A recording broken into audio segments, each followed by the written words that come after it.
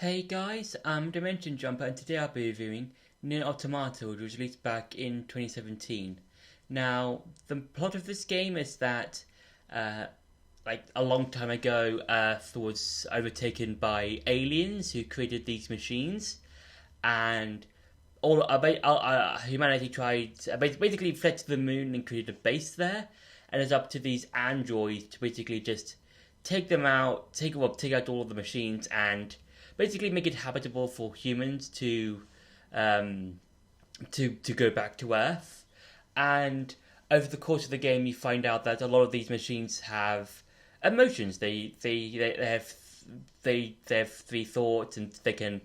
A lot of them have free will, and a lot of them you see like some of them are attacking you, some of them are more peaceful than others, that sort of thing, and there's like a lot of questions you might think about, like what does this mean about machines having life and stuff like that, and stuff like can machines feel, that sort of thing, because throughout the course of the game you do battle against a lot of machines, some the size of skyscrapers, some the size of just like a one of those like not walking, like the size of like a bin you might see whilst walking in a town or a city or something like that, and that's really interesting, and that's something the game kind of like brings up and stuff like that, and you take control of 2B and 9S.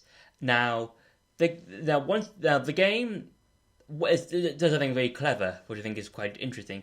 Is that once you finish the game as 2B, you switch over to 9S, and that's something really interesting because you don't really see games doing that a whole lot when it comes to doing multiple playthroughs, or whether it's within a single playthrough where you change perspectives. Because there are games that do that every now and again, like the Insomniac Spider-Man games. The first one I'm not too sure about.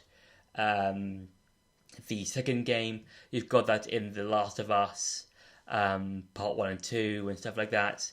And when it comes to Neir Automata, you don't see something just playing the game as one character. They're completely switching it to see from the other person's perspective, and I think that's really fascinating and really cool. And and I really do hope we get to see more of that in games, because you don't really, because like when it does come to like switching perspectives in other games, it's only for 5, 10, maybe 20 minutes at a time, and it's just you go back to play against the other character. Whether it's in the Insomniac Spider-Man games, you might play as like either Miles or MJ, and then you switch back over to Spider-Man, and that's something. And yeah, again, Neir Automata does it really cool, and I do like how how you can see like how different they are when it comes to combat. Because with 2B, it's she can do like both light and heavy attacks, whilst with 9S, he's more of a support unit. So that means he still can deal out hits, but his main area of attack is hacking into machines. And again, that's a really cool way of playing through the game again, but have new gameplay mechanics and stuff like that. And it's something really cool to see. And the world is quite interesting as well, because you've got like all these different areas. Like you've got this wooded area. There's buildings and stuff, but they've been overtaken by plants and trees and stuff like that. You've got an area that's completely in a desert area, and you've got a forest again, another foresty type area, but like it's more jungle based with some machines and some like technology stuff here and there. And then you've also got like a sort of like ocean area, which is quite cool. And yeah, and now it's time for some gameplay. So when it comes to the gameplay of Neir Automata, it can be very different to one another. So for instance, 2B is like more like heavy orientated when it comes to more attacks. And yeah, so like for this bit, for the first part, I'm just going to show you some of her attacks and then show some of 9S's attacks. Yeah, I do really like the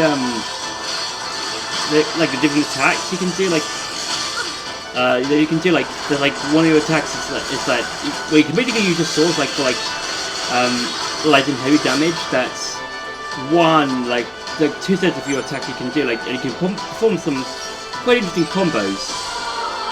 And you've also got your pods, which I've decked out in like a sort of like book, which you can do. You can modify your pod, and you can do like various attacks. Well, two different kinds of attacks. Your light attack, which basically depending on what you have, like can either be lasers or just protective stuff like a shield. And the heavy attacks will need some time to charge. So yeah, do be wise until well, try and think of like how you want to use your attacks, or your big main heavy pull attacks, and stuff like that. So yeah, I think I do really like how the combat flows really well. Like there's like no real like lag to it. Like, each of the attacks feels smooth and it just flows really well. And okay, so yeah, that's really cool. And I think the game as a whole just feels very interesting and very nice and very fluid. And also, if you are getting overwhelmed by enemies, if you press let me just quickly take out this guy first. So if you're being overwhelmed by enemies, if you press L3 and R3 at the same time, you can pretty much explode, in a sense, and kind of, I think, take out all the enemies, or just deal a lot of damage on the enemies as possible. And yeah, it's really a really cool feature in the game.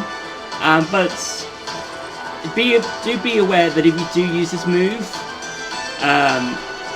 you will you are open to attacks by enemies, because if you're surrounded by a whole bunch of enemies and one of them does hit you, like as soon as you do your self-destruct mode, you will be hit by enemies if you're not careful. So I would highly suggest using this move whenever it's possible. So yeah, now I'm going to show you 9S's moveset.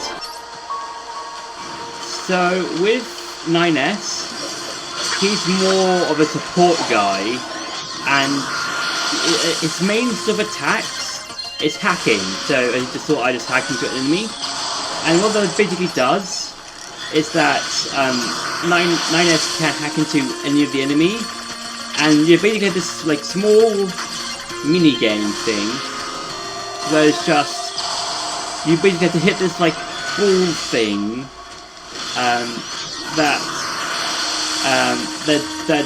deals with damage, and each time you hack into one, it will always show you a different mini game. Sometimes it'll be the same, sometimes it'll be different, and if you fail, you yourself will be damaged. So it's really depending on what kind of enemy you're facing and what kind of hacking minigame you'll be given, because it will always be different. Sometimes it'll be the same, sometimes it won't be the same. It just, again, really depends on really which machine you're fighting against. And I think when it comes to both 2B and 9S, you can also change, or you can basically just you can also have it sometimes be do certain things. Like I remember this happened to me once before, and yeah, so it's really interesting. It sometimes happens Not all the time. I think it really depends on. I think it just really depends on what's going on. So yeah, so with 2B and 9S, they're very different when it comes to the battling style. Because with 9S it's more about hacking. With 2B it's more about dealing more heavy damage, that sort of thing. And it's really just like, how can I fight particular enemies, and how can each battle I do something different when it comes to a particular battle. Like with 2B, like okay, I could try and just slash my way through. With 9S, it could be okay, let's try and hack it to try and deal as much damage as possible. So yeah, so that's been it for the gameplay. Now it's time to go back to the review. So overall, I would say that Neir Automata is a very fun, energetic game, because like you always go from one place to the next, and I do like how after you've beaten like a particular boss in the game, part of the environment around you will change.